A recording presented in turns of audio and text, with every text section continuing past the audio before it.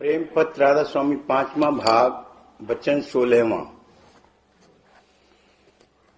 जीवों को इस जिंदगी में क्या सामान इकट्ठा करना चाहिए कि जो आखिर यानी मौत के वक्त काम देवे और संग चले।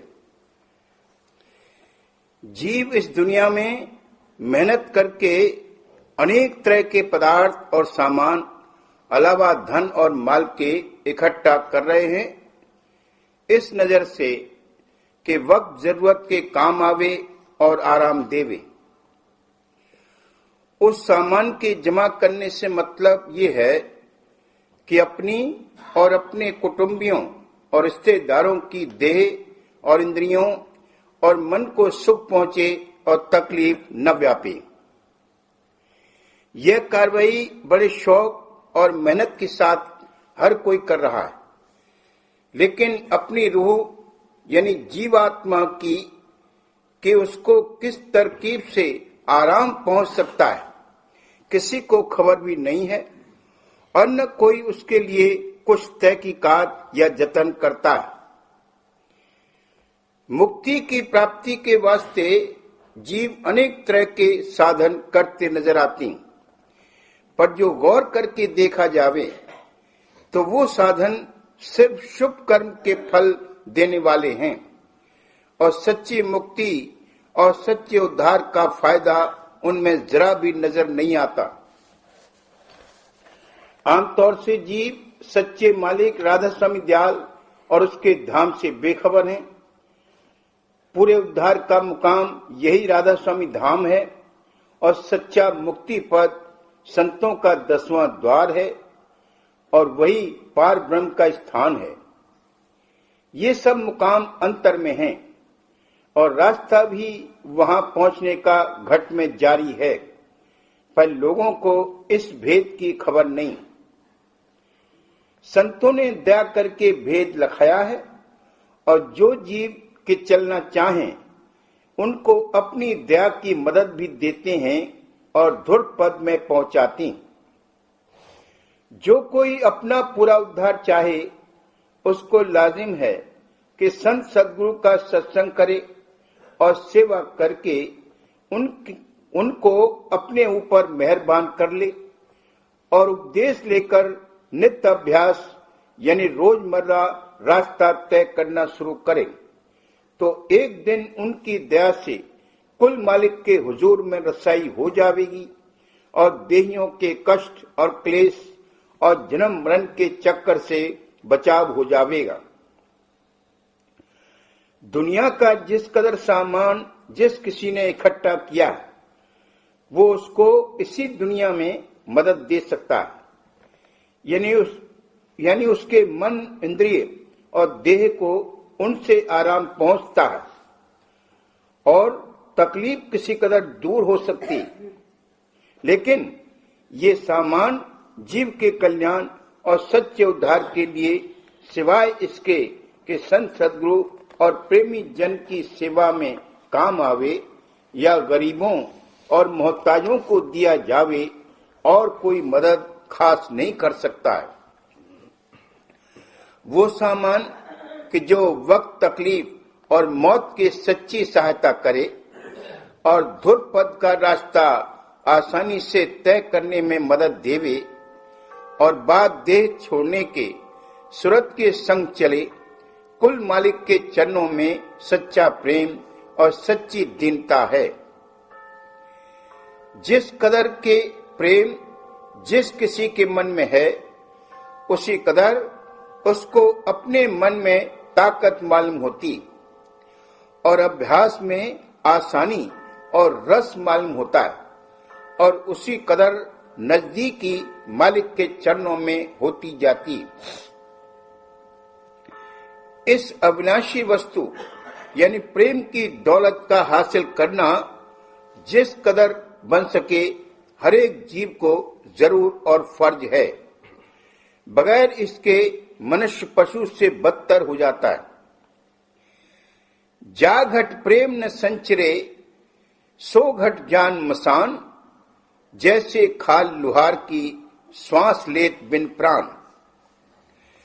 प्रेम बनिज नहीं कर सके, चढ़े न नाम की गैल, मानुष केरी खोलड़ी, ओढ़ फिरे ज्यों बैल। प्रेम कारण जिसने कीना खर्च माल, धन है वो जन उसको मिलिया प्रेम हाल। प्रेम अग्नि अपने हृदय बालिए, फिक्र भजन और बंदगी का जालिए। वाह वाह हे प्रेम तू है निर्मला, गैर को प्यारे सिवा दीन्हा जला। पहले जिसने अपना घर दीना उजाड़, पाई फिर गुरु प्रेम की दौलत अपार। जोगी जंगम सेवड़ा, सन्यासी दरवेश, बिना प्रेम पहुंचे नहीं दुर्लभ सदगुरु देश। प्रेम मानी तीसरा भाग। अरी है सहेली प्यारी, प्रेम की दौलत भारी, छिन छिन भक्ति कमाओ। भक्ति बिना सब बिरथा करनी, थोथा ज्ञान ध्यान चित धरनी, ये नहीं मुक्ति पाओ। प्रेम बिना कोई जाए न पारा, पहुंचे नहीं सदगुरु दरबारा, क्यों बिरथा बैस गंवाओ। ऐसा प्रेम गुरु से पावे, जो कोई उनकी कार कमावे, उन चरणन पर शीश नवाओ। दीन गरीबी धारो मन में, प्रीत बसाओ तुम निज मन में, घट में शब्द जगाओ। दया मेहर से सूरज चढ़ावे, धुर पद में वे ले पहुंचावे, राधा स्वामी चरण समाओ। यह अनमोल पदार्थ यानी कुल मालिक राधा स्वामी दयाल के चरणों का प्रेम संत सदगुरु के सत्संग से प्राप्त हो सकता है। और कहीं चाहे कोई जिस कदर तलाश और मेहनत करे, सच्चे प्रेम का किनका भी नहीं मिल सकता है, और न हृदय में ठहर सकता और न बढ़ सकता। जो बिना प्रेम कुल मालिक के दरबार में पहुंचना मुमकिन नहीं, और बिना वहां पहुंचे पूरा उद्धार यानी छुटकारा काल और कर्म और मन और माया के जाल और घेरे से हो नहीं सकता। इस वास्ते कुल जीवों को जो अपना निर्वाण चाहें, संत सदगुरु का खोज लगाकर उनके सत्संग में शामिल होना चाहिए और उपदेश लेकर अभ्यास शुरू करना चाहिए। संत सदगुरु का सत्संग इस दुनिया में निहायत दुर्लभ यानी मुश्किल है, पर सच्चे खोजी और दर्दी को दया करके सहज में मिल जाता है। संत सदगुरु के दर्शन और वचन से उन्हीं जीवों को शांति और शीतलता प्राप्त होगी जिनके हृदय में सच्चा खोज और दर्द सच्चे मालिक के मिलने का है, और जो जीव संसार के भोग और विलास चाहते हैं और उन्हीं में उनको रस और आनंद आता है, वे संत सदगुरु के सत्संग में नहीं ठहर सकेंगे और न उनको उसकी कुछ कदर मालूम पड़ेगी।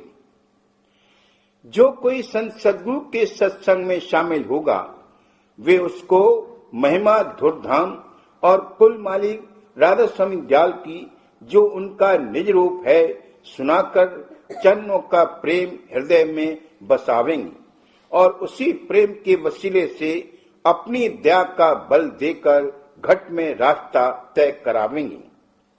ये प्रेम जिसके घट में पैदा हुआ, वो सदा मगन और किसी कदर निश्चिंत रहता और अभ्यास भी उससे सहज बनता है और आखिर वक्त पर मन और सूरत के सिमटाव और खिंचाव में मदद देता है और शब्द और स्वरूप को सहज में प्रकट कराता है। जिसके घट में मालिक के चरणों का प्रेम बसा है, उसको कुछ तकलीफ मौत के वक्त दे छोड़ने की नहीं व्यापेगी, बल्कि आनंद और सरूर विशेष उस वक्त प्राप्त होगा। और जिस कदर सूरत का खिंचाव होता जावेगा, वो आनंद बढ़ता जावेगा और जब तक के धुर पद में पहुंचने का नंबर आवे, ऊंचे देश में सुख स्थान में बासा पावेगा और फिर नरदेही में लाकर और बाकी अभ्यास पूरा कराकर धुर पद में पहुंचावेगा।